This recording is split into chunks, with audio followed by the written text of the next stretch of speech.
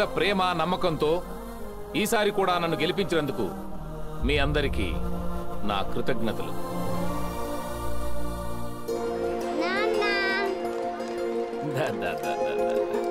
నా బంగారం. మన ఇంటికి వెళ్దామా?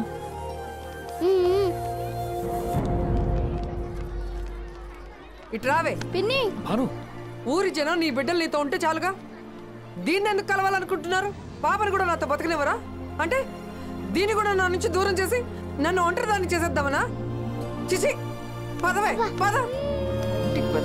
వాళ్ళని సంగతి చెప్తా. అమ్మా, ప్రజలకు దేవుడు దేవుడు అంటూ నాకు రెండో పెళ్లి చేసి నా గొంతు కోసావు. పోలే ప్రశాంతంగా బతుకుదామంటే ఆయనేమో జనంతో బతుకుదామంటాడు. జనానికి ఆయన దేవుడే, నీకే దెయ్యంలా కనపడుతున్నాడు. ఆయన ఏమన్నా నీతో కాపురం చేయనన్నాడా? అంతా నా కర్మ. అన్నలు అన్నలు అంటూ మళ్ళీ ఆ ఎదలతో తిరిగావనుకో కాలు ఇచ్చేస్తా. రూమ్ లో పడుండు. చెల్లి చెల్లి, వచ్చి వచ్చి వచ్చి.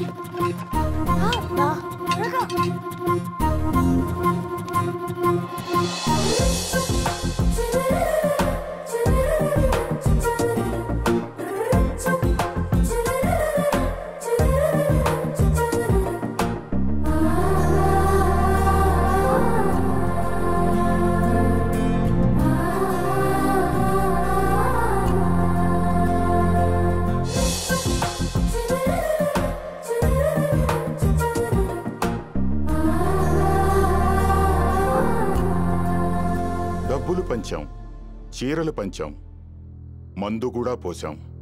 అయినా ఈసారి కూడా గెలవలేకపోయాం. సూర్యప్రతాప్ నాయుడు జనానికి మంచితనం పంచాడలుడు. వాడు బ్రతికుండగా మనం గెలవడం కష్టం. జనాలకి ఆయనంటే ప్రాణం మామా. ఆయనకేమో పాపంటే ప్రాణం. ఈరోజు ఆ పాప పుట్టినరోజు. గుళ్ళో అన్నదానం కూడా చేస్తున్నారట. మనము వెళదాం, దండ వేద్దాం, దండం పెడదాం. అందరూ తప్పకుండా భోంచేసి వెళ్ళాలి. నమస్కారం. నానా, వాళ్ళు నాకు దండం పెట్టాలంటే ఏం చేయాలి? అందరికీ అన్నం పెట్టాలి. నేనున్నానని వాళ్ళకి ధైర్యం ఇవ్వాలి.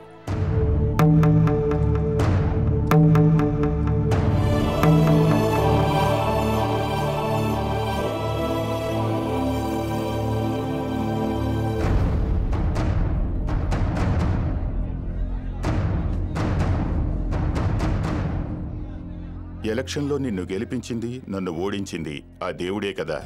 అందుకే ఆయన ముందే నీకు మర్యాద చేద్దామని వచ్చా.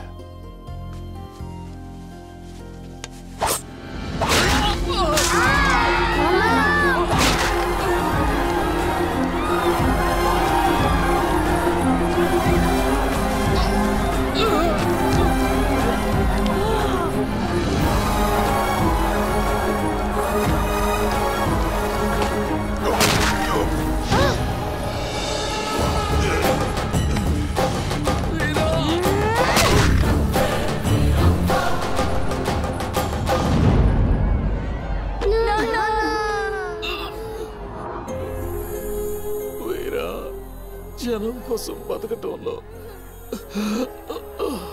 ఎంత ఆనందం ఉంటుందో, వాళ్ళ కోసం చావటంలో కూడా అంతే ఆనందం ఉంటుంది. ఒక కంటితో జనాల్ని కాసుకో, మరో కంటితో నీ చెల్లిని జాగ్రత్తగా చూసుకో. అలాగే నాన్న, పిన్నిని సొంత అమ్మలా చూసుకుంటాను, సత్తని సొంత చెల్లెలా చూసుకుంటాను. పేదవాళ్ళ జోలికి ఎవరైనా వస్తే వదిలిపెట్టను.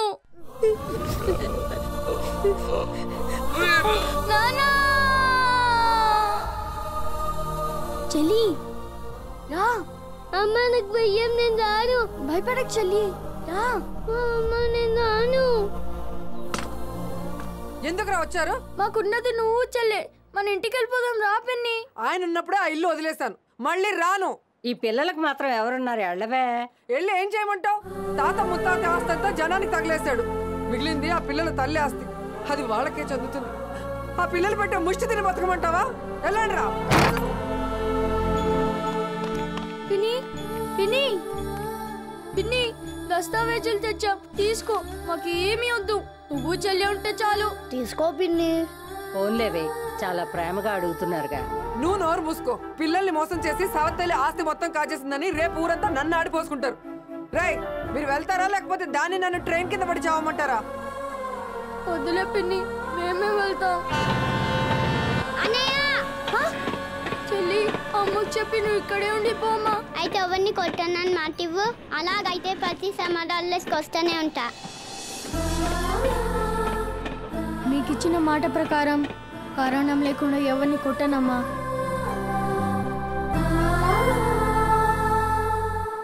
మీ అన్నయ్య మన ఇంట్లో ఉన్న ఈ రోజు కనీసం నువ్వు మనిషిగా కూడా చూడలేదు. కానీ అతన్ని సేవ్ చేయడానికి ఎప్పుడో ప్రాక్టీస్ మానేసి నువ్వు మళ్ళీ డాక్టర్ అయ్యావు. ప్రాణాలు కాపాడటం డాక్టర్ గారిని ధర్మం కావచ్చు, కానీ కట్టుకున్నవాడికి నిజం చెప్పకపోవటం న్యాయం కాదు కదమ్మా. మా అబ్బాయి నిన్ను పెళ్లి చేసుకుంటానన్నప్పుడు మీ పెద్దవాళ్ళు ఎవరమ్మా అని అడిగితే ఎవరు లేరు అన్నా. అతని కోసం అంత కన్నీళ్ళు పెట్టేదానివి అన్నయ్య ఉన్నాడని ఎందుకు చెప్పలేదమ్మా? మిస్టర్ శ్యామ్, చెల్లి కోసం, చెల్లి ఫ్యామిలీ కోసం నీ దగ్గర సెక్యూరిటీగా చేరిన దేవా ఎవరనుకున్నావు? సార్, ప్రపంచానికి దేవుళ్ళుంటారు, ప్రాంతానికి దేవుళ్ళుంటారు. కానీ సదాశివపుర ప్రాంతానికి ఆయనే దేవుడు. వరాలిచ్చే దేవుడు కాదు, ప్రాణాలిచ్చే దేవుడు.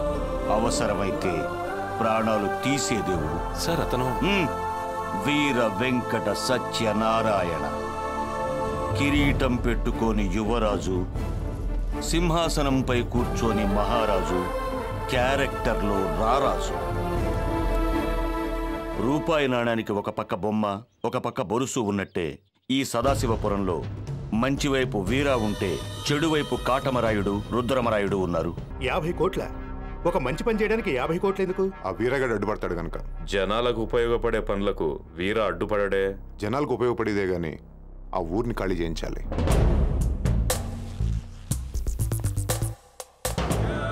ఇదే మీ సదాశివపురం. పక్కనున్నది గోదావరి నది. నేను ఈ థర్మల్ ప్రాజెక్ట్ కడితే ఈ ఊర్లో సగం పోతుంది. ఈ నది కూడా కలుషితం అవుతుంది. పైగా పంట పొలాలు కూడా నాశనం అవుతాయి. సో ఆ వీరగాడు అడ్డుపడతాడు. అమ్మ కంటే నాన్న కంటే కూడా ఆ వీర ఊరినే ఎక్కువగా ప్రేమిస్తాడు. వీరా లేని ఊరిని చూడాలనుంది. ఈ డీల్కి మేము ఒప్పుకుంటున్నాం. నానా తినయ్యా.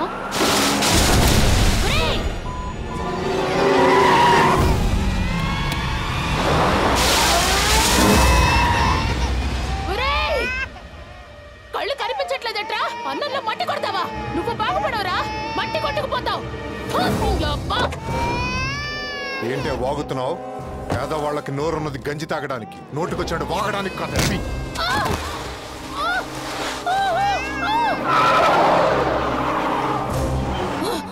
వెళ్ళరా, వెళ్ళు. ఆడదాన్ని కూడా చూడకుండా కాల్తో తంతావా? పేదోళ్ల గొంతు, గుండె మా వీరన్నేరా. ఈ ఊరి పొలిమేర ఎలా దాటుతావో చూస్తా.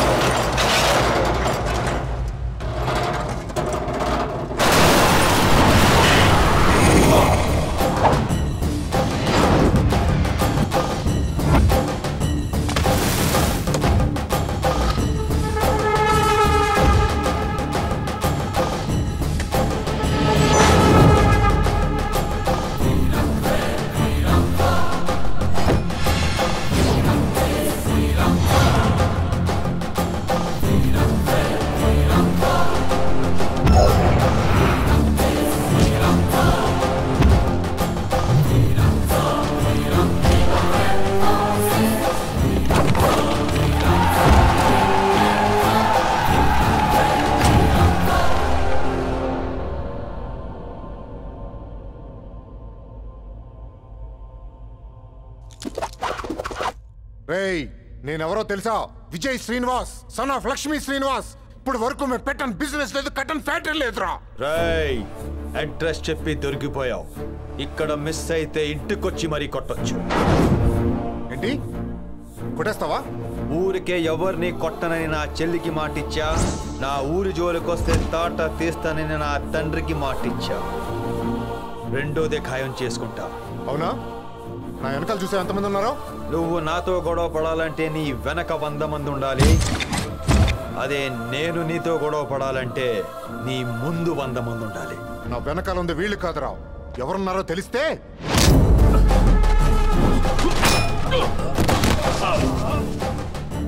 రేయ్ అమ్మ విలువ అన్న విలువ తెలియని నీకు జనం విలువ ఏం తెలుస్తుందిరా? పంట పొలాల్ని కట్టుకున్న ఇళ్ళని కూల్చి ఫ్యాక్టరీలు కట్టమని చెప్పింది అవడరా? నువ్వేంట్రా నాకు చెప్పేది? ఈ ఊరని బాబు సొత్తా లేకపోతే నీ బాబు సొత్తా? అదే నేను కొడితే కొట్టినట్టుండదు. కదలాలనుకుంటావు, కదల్లేవు. కత్తి తీయాలనుకుంటావు, తీయలేవు. అరే ఊపిరాడుతుంది, కదలలేకపోతున్నానేంటనుకుంటావు. అప్పుడు అర్థం అవుతుంది బతికే ఉన్నాను గాని చచ్చానని. ఇది మళ్ళీ రిపీట్ అయితే రక్తం చూస్తావు.